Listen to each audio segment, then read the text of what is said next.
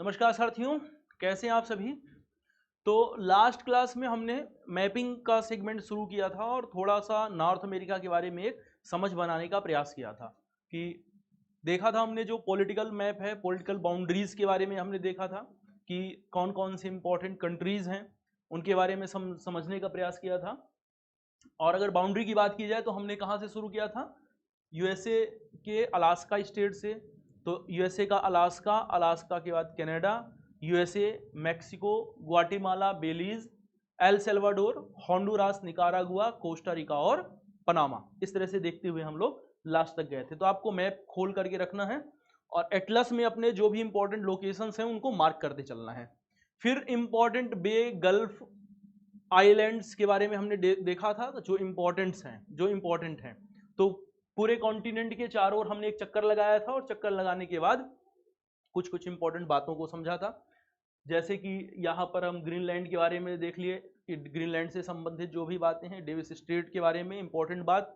फिर हम कह सकते हैं न्यू फाउंडलैंड के बारे में, न्यू फाउंडलैंड क्यों इंपॉर्टेंट है, ऐसे ही बे ऑफ फंडी क्यों इंपॉर्टेंट है। इधर अगर हम आ जाते हैं तो फंडी की खाड़ी से आगे बढ़ते हैं तो यूकाटान चैनल कह सकते हैं, फ्लोरिडा स्टेट यूकाटान चैनल। और फिर उसके बाद क्या है, तो पनामा कैनाल हमारे लिए इंपॉर्टेंट थी। तो इन सब बातों को हमने डिस्कस कर लिया था। आज अब कॉन्टिनेंट के अंदर प्रवेश करते हैं और कॉन्टिनेंट के अंदर प्रवेश करने के बाद देखते हैं कुछ क्या है नॉर्थ अमेरिका कॉन्टिनेंट में और किस तरह से कॉन्टिनेंट का विभाजन किया जाता है। तो देखिए, अगर हम बात करें उत्तरी अमेरिका महाद्वीप की और उत्तरी अमेरिका महाद्वीप का के भौगोलिक विभाजन की बात करें तो हेडिंग लगाइएगा आप लोग, उत्तरी अमेरिका महाद्वीप का भौगोलिक विभाजन।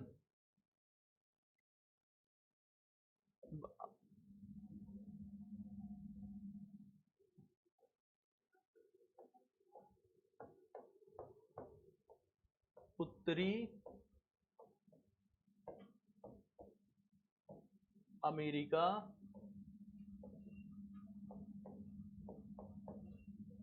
महाद्वीप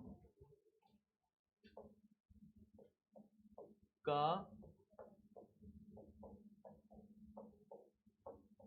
भौगोलिक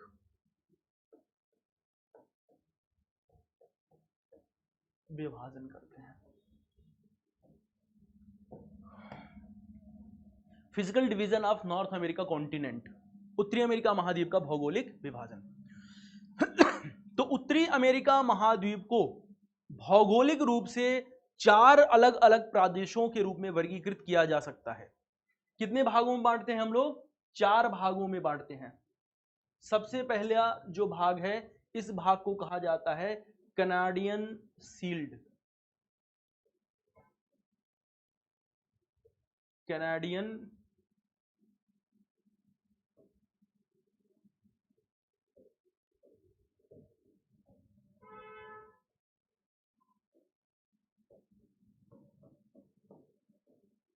शील्ड कहते हैं। तो सबसे पहला भाग है, और पहला भाग क्या है? कैनेडियन शील्ड का है। दूसरा भाग है, इसे कहते हैं पश्चिमी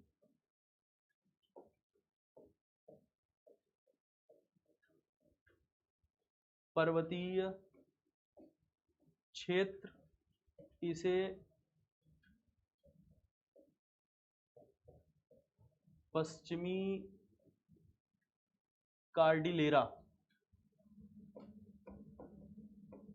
भी कहा जाता है। ठीक है। जो तीसरा भाग है, तीसरे भाग को कहा जाता है क्या? तो मध्यवर्ती मैदान।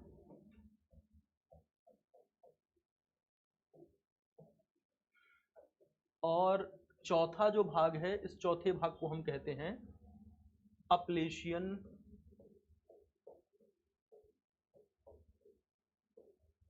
पर्वतीय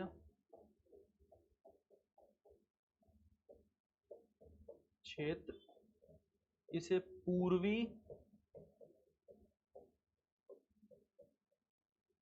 पर्वतीय क्षेत्र भी कहा जाता है। ठीक है। तो उत्तरी अमेरिका महाद्वीप को भौगोलिक अवस्थिति के आधार पर 4 बृहद भागों में वर्गीकृत किया जाता है। एक भाग है कौन सा, कैनेडियन शील्ड का, दूसरा जो भाग है वो वेस्टर्न कार्डिलेरा का भाग है, पश्चिमी पर्वतीय क्षेत्रों का भाग है। यहां से एग्जांपल्स आपको ले लेने हैं और मुख्य परीक्षा में जो प्रश्न पूछता है वेस्टर्न कार्डिलेरा से आप क्या समझते हैं, पश्चिमी कार्डिलेरा के विकास, उत्पत्ति और विकास की क्रियाविधि का वर्णन करें। बहुत ही इंपॉर्टेंट प्रश्न है और इससे संबंधित प्रश्न जरूर पूछता है यूपीएससी मेंस में, स्टेट पीसीएस मेंस में भी ऐसे सवाल बनते हैं। तो यही वो पर्वतीय क्षेत्र है। देखेंगे कौन कौन से पर्वत हैं। फिर है मध्यवर्ती मैदान और अपलेशियन पर्वतीय क्षेत्र। तो एक बार इमेज डायग्राम थोड़ा सा खुद से ड्रॉ करते हैं और फिर चीजों को समझेंगे हम लोग।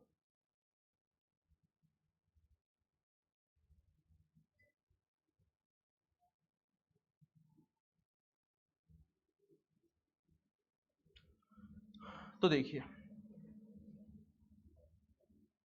ये जो क्षेत्र है इस पूरे क्षेत्र को कहा जाता है कैनेडियन शील्ड। ये पहला भूभाग है और ये क्षेत्र कहलाता है क्या, इस क्षेत्र को कहा जाता है कैनेडियन शील्ड। कैनेडियन शील्ड कहते हैं इसे। ये कैनेडियन शील्ड कैसा क्षेत्र है, तो कैनेडियन शील्ड उत्तरी अमेरिका महाद्वीप का कठोर चट्टानी संरचना से निर्मित प्राचीनतम भूभाग है। तो पहली बात क्या है, पहली बात तो इसका निर्माण हुआ है किससे, तो कठोर चट्टानी संरचना का भाग है, कठोर चट्टानी संरचना से बना हुआ है। और कैसा है, तो ये है प्राचीनतम भूभाग, प्राचीनतम भूभाग है। इस स्थान पर दलदल युक्त भूमियां पाई जाती हैं जहां पर झीलों का विकास हुआ है। तो ये ऐसा क्षेत्र है जहां दलदल युक्त भूमियां हैं। तो ये ऐसा क्षेत्र है जिस क्षेत्र पर दलदल युक्त भूमियों का विकास हुआ है। दलदल युक्त भूमियां इस क्षेत्र पर पाई जाती हैं। तो कठोर चट्टानी संरचना का क्षेत्र है, प्राचीनतम भूभाग है, दलदल युक्त भूमियां हैं। और हम बात करें इसकी दक्षिणी सीमा की, तो इसका विस्तार कहां तक है, तो दक्षिण में इसका विस्तार ग्रेट लेक्स तक है। आगे देखेंगे superior, Huron, Michigan, eri, Ontario, Saint Lawrence नदी है। देखिए अपने एटलस में ध्यान से, तो जिस क्षेत्र तक ग्रेट लेक्स और सेंट लॉरेंस नदी का अपवाह क्षेत्र है, इस शील्ड का विकास उस पूरे क्षेत्र तक है। अगर हम बात करें दक्षिणी सीमा की, तो दक्षिणी सीमा में इसका विस्तार यहां तक है। ठीक, अच्छा, इस दलदल युक्त भूमि में क्या हुआ है, तो दलदल युक्त भूमियों में वहां पर कई झीलों का विकास हुआ है। हिम नदीय झीलें हैं, शीत ऋतु के समय बर्फ जमी रहती है, बर्फ से ढकी रहती हैं, ग्रीष्म ऋतु आने पर यह बर्फ पिघलती है। ग्रेट बियर है, ध्यान से देखिएगा, ग्रेट स्लेव है, अथावास्का है, रेंडियर है, विनीपेग है, मैनीटोबा है। तो ये सभी झीलें, इस तरह की जो झीलों का विकास हुआ है, इन झीलों का विकास कैनेडियन शील्ड वाले भाग में हुआ है, जो कि उत्तरी अमेरिका महाद्वीप के प्राचीनतम भूभाग का हिस्सा है। ठीक, अब दूसरे पॉइंट पे डिस्कस करते हैं। ये जो हिस्सा है,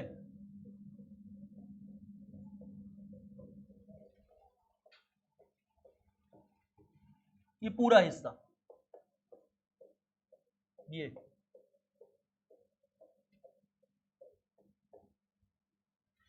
इसे कहा जाता है पश्चिमी पर्वतीय क्षेत्र। तो ये उत्तरी अमेरिका महाद्वीप का कौन सा भाग है, इसे हम कहते हैं पश्चिमी पर्वतीय क्षेत्र। दूसरा हिस्सा है जिसे कहा जाता है पश्चिमी पर्वतीय क्षेत्र। उत्तरी अमेरिका महाद्वीप के पश्चिमी तटीय क्षेत्र में क्या है, तो पर्वत श्रृंखलाओं का सतत रूप से विकास हुआ है। तो ये कैसा क्षेत्र है, ये ऐसा क्षेत्र है जहां पर सतत रूप से पर्वत श्रृंखलाओं का विकास हुआ है। इसे पश्चिमी कार्डिलेरा भी कहा जाता है। तो इसे क्या कहते हैं? इसे कहते हैं पश्चिमी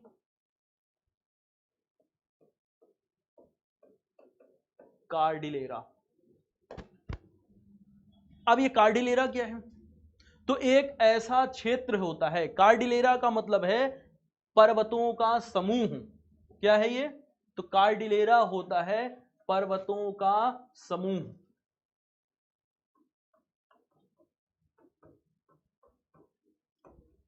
और कैसे पर्वतों का समूह? ऐसे पर्वतों का समूह जिनकी उत्पत्ति अलग अलग क्रियाविधि से हुई हो और अलग अलग समय में हुई हो। दो बातें हैं और दोनों बातों को ध्यान रखना है। पश्चिमी कार्डिलेरा क्या है? तो कार्डिलेरा है पर्वतों का समूह और ऐसे पर्वतों का समूह जिनकी उत्पत्ति अलग अलग समय में अलग अलग क्रियाविधि के द्वारा हुई हो, ऐसे पर्वतों के समूह को ही वेस्टर्न कार्डिलेरा, पश्चिमी कार्डिलेरा कहते हैं। अभी देखेंगे यहां पर कौन से पर्वतों का विकास हुआ है, नेक्स्ट हमारा टॉपिक ही है।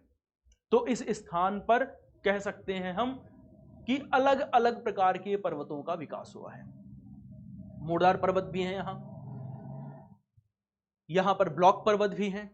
ज्वालामुखीता की प्रक्रियाएं भी घटित हुई हैं, तो ज्वालामुखीता की प्रक्रिया से घटित होने वाले पर्वत भी हैं इस क्षेत्र पर। ठीक है।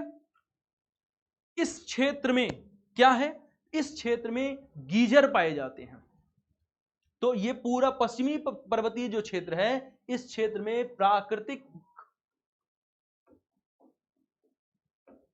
जल स्रोत, जिसे कहा जाता है गीजर। और ये कैसे जल स्रोत हैं? तो प्राकृतिक रूप से गर्म पानी के जल स्रोत हैं, नीचे से गर्म पानी बाहर निकलता रहता है। ऐसा ही यूएसए में येलो स्टोन पार्क है, जहां ओल्ड फेथफुल ग्लेस गीजर है। बड़ा इंपॉर्टेंट है, ओल्ड फेथफुल गीजर है एक। तो ये पश्चिमी पर्वतीय क्षेत्रों में पाए जाते हैं। पश्चिमी पर्वतीय क्षेत्रों में क्या है? तो पृथ्वी के अंदर से गर्म पानी निकलता रहता है, गर्म जल के स्रोत हैं, जिसे हम कहते हैं गीजर हैं। इन गीजरों का यहां पर विकास हुआ है। फिर यहां पर चिहुआ हुआन, मोजाबे और सोनोरान। तो मैं नाम यहां लिख देता हूं इस स्थान पर। क्या क्या? चिहुआ हुआन, चिहुआ हुआन, सोनोरान और मोजाबे, ये मरुस्थल हैं। चिहुआ हुआन, सोनोरान और मोजाबे यूएसए में, मेक्सिको में, ठीक है, कैलिफोर्निया वाले रीजन में मोजाबे का विकास है, विस्तार है।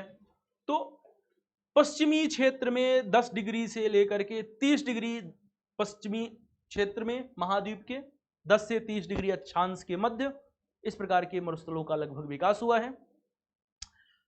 इनके नाम ध्यान रखिएगा, एग्जाम के लिए इंपॉर्टेंट है, चिहुआ हुआन, सोनोरान और मोजाबे। तो ये सब क्या है? ये है मरुस्थलीय प्रदेश हैं जिनका विकास हुआ है इस पश्चिमी पर्वतीय क्षेत्र के आसपास। तो यहां पर मरुस्थलीय क्षेत्रों का भी विकास हुआ है।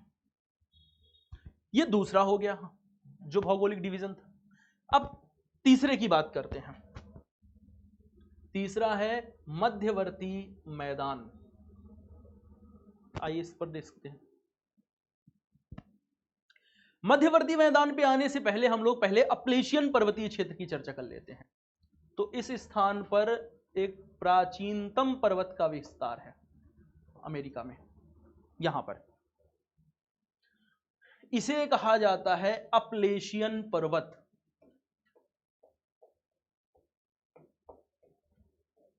अपलेशियन पर्वत।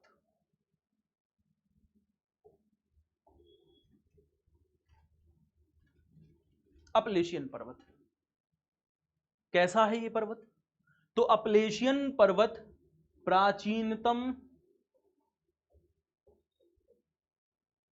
मोड़दार अवशिष्ट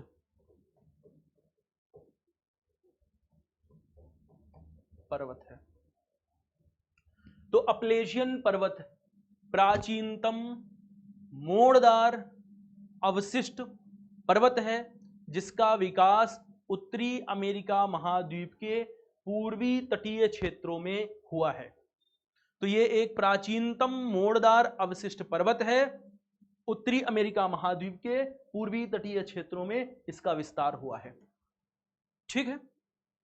अच्छा, ये क्षेत्र क्यों इंपॉर्टेंट है? तो ध्यान रखना है, इस क्षेत्र से निकलने वाली नदियां कुछ इस तरह से गिरती हैं, प्रपात रूप में गिरती हैं। तो ये क्षेत्र उत्तरी अमेरिका महाद्वीप में जल विद्युत उत्पादन के लिए बहुत महत्वपूर्ण है, क्योंकि यहां से जो नदियां गिरती हैं ये नदियां प्रपात के रूप में गिरती हैं। तो प्रपात रेखा का विकास हुआ है। तो यहां पर प्रपात रेखा का विकास हुआ है, और इस प्रपात रेखा के कारण यह क्षेत्र क्यों महत्वपूर्ण है? तो ध्यान रहे, इस क्षेत्र में जल विद्युत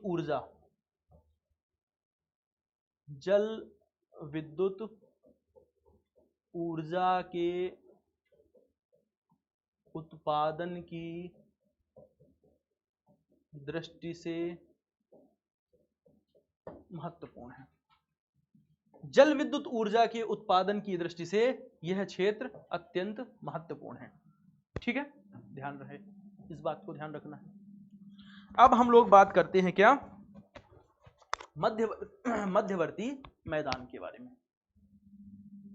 तो ये जो पूरा क्षेत्र है, इस क्षेत्र को कहा जाता है मध्यवर्ती मैदान। तो मैं उम्मीद करता हूं कि इन बातों को आपने लिख लिया होगा, तो इसे मैं मिटा देता हूं। ठीक है, चलिए, ये क्या है? इसे कहा जाता है मध्यवर्ती मैदान। अब ये मध्यवर्ती मैदान क्यों महत्वपूर्ण है भाई? तो पहली बात, मध्यवर्ती मैदानी क्षेत्र में समशीतोष्ण घास के मैदान पाए जाते हैं। तो यहां पर क्या है? तो यहां पर समशीतोष्ण घास पाई जाती है, और इसे कहा जाता है प्रेरीज।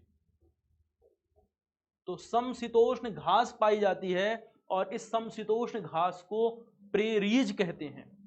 तो इस स्थान पर यह क्षेत्र मध्यवर्ती उत्तरी अमेरिका महाद्वीप का मध्यवर्ती मैदानी क्षेत्र प्रेरीज घास के मैदान की दृष्टि से अत्यंत महत्वपूर्ण क्षेत्र है। इस प्रेरीज घास के मैदान क्षेत्र में वह क्षेत्र जो कनाडा में है, कनाडा में इस क्षेत्र पर गेहूं की पट्टी स्थित है। तो इसी घास मैदान भूमि क्षेत्र में कहां पर? कनाडा में गेहूं की पट्टी है, और यूएसए में मक्का की पट्टी है। औद्योगिकरण युग के पश्चात क्या हुआ? गहन कृषि प्रदेशों का विकास हुआ, और यूएसए और कनाडा में प्रेरीज घास भूमियों के क्षेत्रों पर घास भूमि को साफ किया गया, और साफ करने के पश्चात क्या किया गया? तो इस पूरे क्षेत्र में गहन कृषि प्रदेश का विकास हुआ। मुख्य परीक्षा की क्लास में जब हम एग्रीकल्चर वाला टॉपिक पढ़ते हैं तो वहां देखेंगे गहन कृषि प्रदेश क्या होते हैं, विस्तृत कृषि प्रदेश क्या होते हैं। तो बहुफसली गहन कृषि प्रदेशों का विकास हुआ। ऐसा क्षेत्र जहां पर क्या हो रहा है? तो प्रति हेक्टेयर उत्पादन को बढ़ाया गया, और ये ऐसा क्षेत्र है जहां पर मशीनीकरण के द्वारा एक वर्ष में एक से अधिक फसलों का उत्पादन किया जाता है। लेकिन मुख्य रूप से क्या किया जा रहा है? चूंकि कनाडा में इस क्षेत्र में गेहूं उत्पादन के लिए महत्वपूर्ण क्षेत्र है, तो कनाडा में इस पूरे क्षेत्र में क्या किया गया कि गेहूं आधारित गहन कृषि का विकास हुआ, इसलिए इसे गेहूं की पट्टी कहते हैं। जबकि यूएसए में मक्का आधारित गहन कृषि का विकास हुआ, इसलिए इसे मक्का की पट्टी का प्रदेश भी कहते हैं। नॉर्थ अमेरिका कॉन्टिनेंट में ये मध्यवर्ती मैदानी क्षेत्र पवन ऊर्जा उत्पादन की दृष्टि से महत्वपूर्ण है। तो यहां पर पवन ऊर्जा से संबंधित उद्योगों को भी स्थापित किया गया है, तो इस बात को भी ध्यान रखना है। पूर्वी क्षेत्र जल विद्युत ऊर्जा का उत्पादन हो रहा है, तो मध्यवर्ती क्षेत्र जो है, इस मध्यवर्ती क्षेत्र में पवन ऊर्जा का अच्छा खासा विकास हुआ है। तो पवन ऊर्जा के महत्व की दृष्टि से एक अत्यंत महत्वपूर्ण प्रदेश है, यह क्षेत्र है। ठीक है, चलिए। तो नॉर्थ अमेरिका कॉन्टिनेंट को हम लोगों ने भौगोलिक वर्ग विशेषताओं के आधार पर वर्गीकरण किया, और भौगोलिक विशेषताओं के आधार पर कैनेडियन शील्ड, पश्चिमी पर्वतीय क्षेत्र, मध्यवर्ती मैदान और पूर्वी पर्वतीय क्षेत्र या अपलेशियन पर्वतीय क्षेत्र के रूप में वर्गीकृत कर लिया है। देख लिया क्या क्या इंपॉर्टेंट बातें हैं। अब हेडिंग लगाइए, उत्तरी अमेरिका महाद्वीप के महत्वपूर्ण पर्वतीय क्षेत्र या महत्वपूर्ण पर्वत।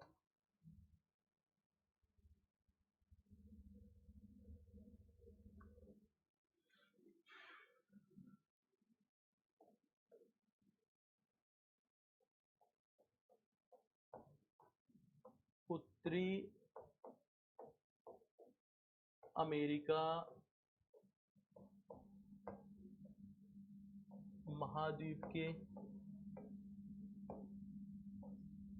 प्रमुख पर्वत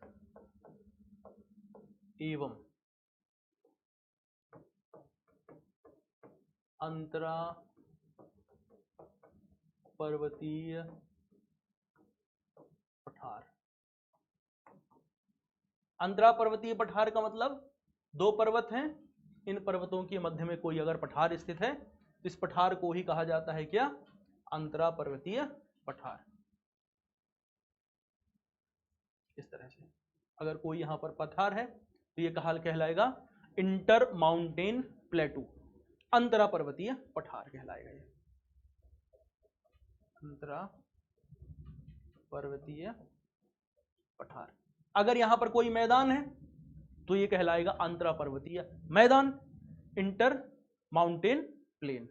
तो अंतरा पर्वतीय पठार, अंतरा पर्वतीय मैदान। जो जो इंपॉर्टेंट भूखंडों की चर्चा होगी उनके बारे में आपको बताता चलूंगा, जो भी महत्वपूर्ण है। तो अपनी कॉपी में नोट करते चलिएगा। चलिए, जैसे स्टेट वगैरह के बारे में हमने समझा, तो देखिए, अगर देखें यहां तो काफी बिखरा हुआ मामला है, इसको थोड़ा सा हम लोग डायग्राम बना करके सुलझाते हैं ताकि चीजों को थोड़ा सा समझना हमारे लिए आसान हो सके, है ना। तो पहले तो एक थोड़ा सा आउटलाइन तैयार करते हैं, एक आउटलाइन बना लेते हैं, और आउटलाइन बनाने के बाद फिर समझना थोड़ा सा आसान हो जाता है चीजों को।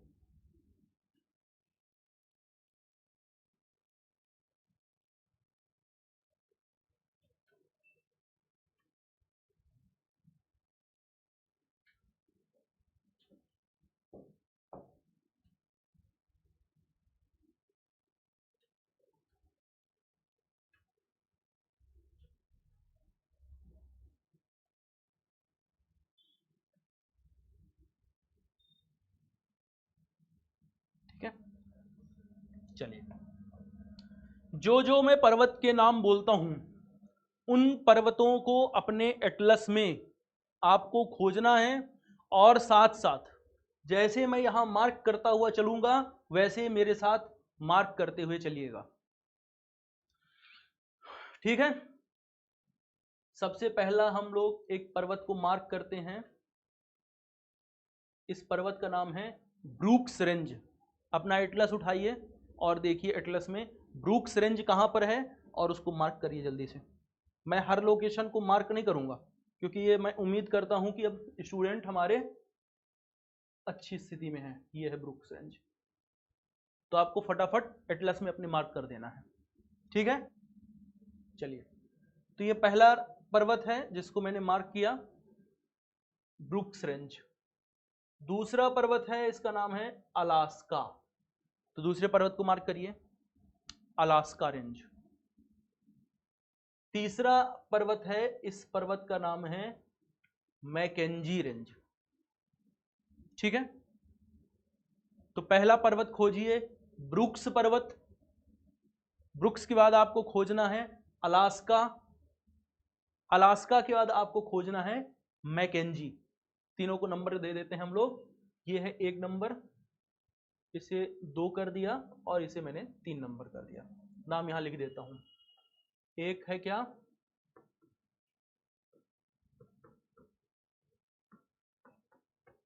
ब्रुक्स रेंज, अलास्का रेंज, और तीसरा है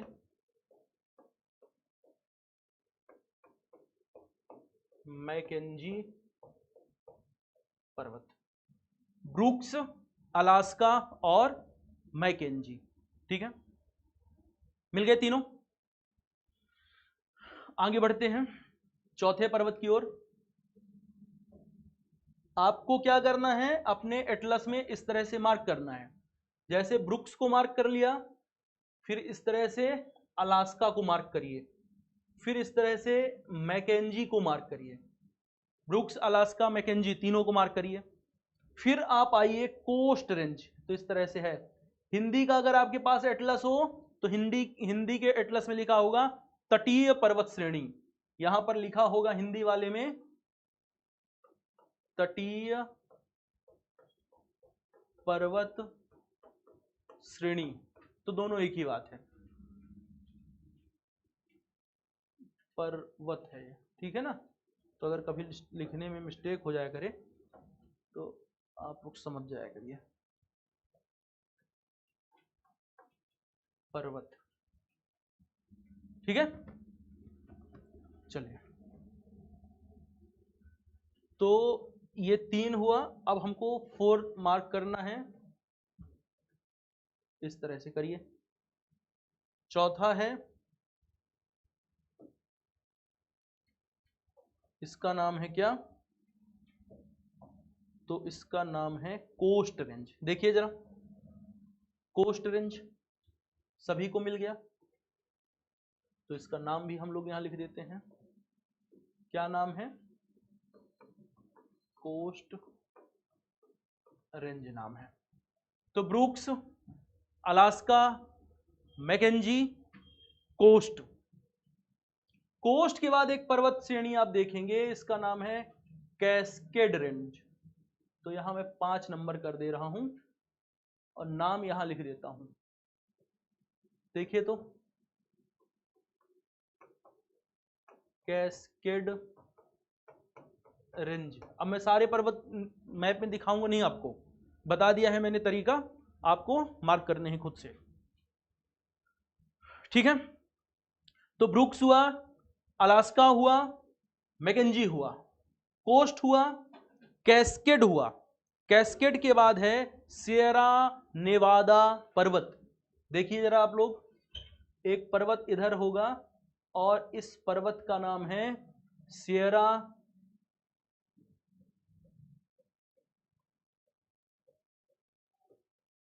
नेवादा पर्वत। सियरा नेवादा पर्वत, ध्यान से देखिए, सियरा नेवादा पर्वत मिला होगा आपको। सियरा नेवादा पर्वत के बाद जब हम आगे बढ़ते हैं पूरब की ओर, एक लंबा सा पर्वत विस्तारित है। ध्यान से देखिए, अब लंबा सा पर्वत विस्तारित है और इस पर्वत का नाम है रॉकी रेंज। क्या नाम है इसका, इसका नाम है रॉकी पर्वत। रॉकी पर्वत। फिर 2 पर्वत आपको मिलेंगे, एक का नाम है सियरा माद्रे ओरिएंटल और एक का नाम है सियरा माद्रे ऑक्सीडेंटल। 8 और 9 कर देता हूं। 8 क्या नाम है, सियरा माद्रे, सियरा माद्रे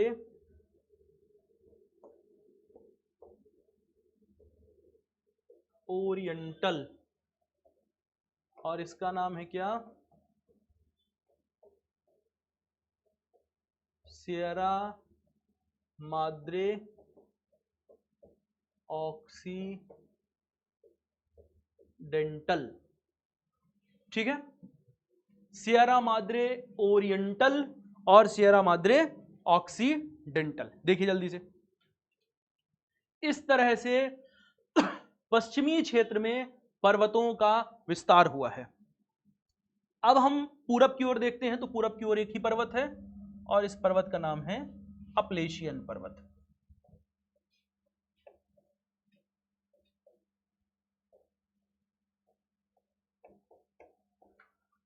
क्या वो समय हो गया क्या? टाइम कितना हुआ? 5 मिनट अभी और दो। अपलेशियन पर्वत, ठीक है, जल्दी से लोकेशन आप लोग खोज लीजिए, फिर आगे बढ़ते हैं। अलास्का पर्वत में आइए और अलास्का पर्वत में देखिए माउंट मैकिनले। क्या देखना है? अलास्का पर्वत चलिए और अलास्का पर्वत में, यह है अलास्का पर्वत, यहां पर आपको देखना है माउंट मैकिनले। माउंट मैकिनले देखिए, अब इसका नाम बदल के कर दिया गया है देनाली अथवा डेनाली पीक कर दिया गया है। देनाली पीक अथवा डेनाली पीक कर दिया गया है। कहां पर है? अलास्का पर्वत पर है। देखिए जरा,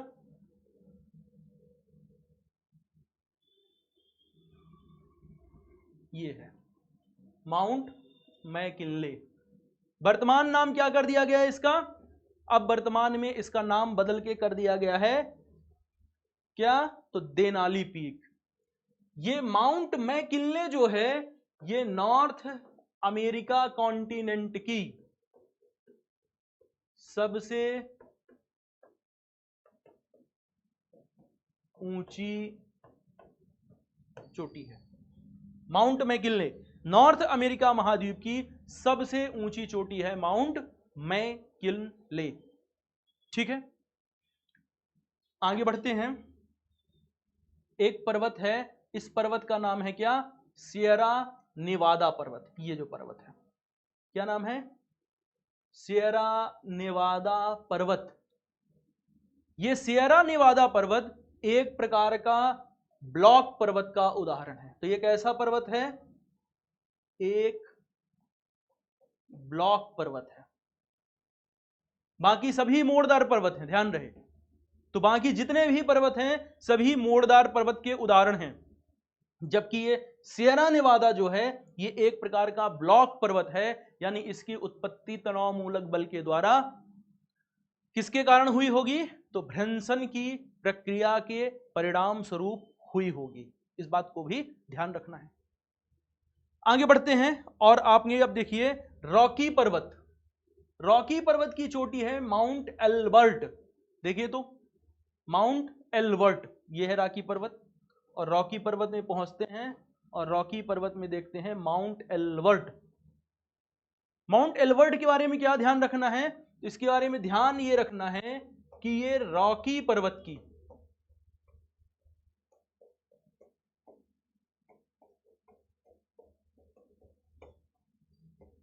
सबसे ऊंची चोटी है। माउंट एल्बर्ट रॉकी पर्वत की एक सबसे ऊंची चोटी है। ठीक है, तो कुल मिलाकर के उत्तरी अमेरिका महाद्वीप में जो महत्वपूर्ण पर्वतीय क्षेत्र हैं, इन महत्वपूर्ण पर्वतीय क्षेत्रों में कौन कौन से पर्वत हैं? तो ब्रुक्स रेंज है, अलास्का है, मैकेंजी है। Brooks, Alaska, McKenzie.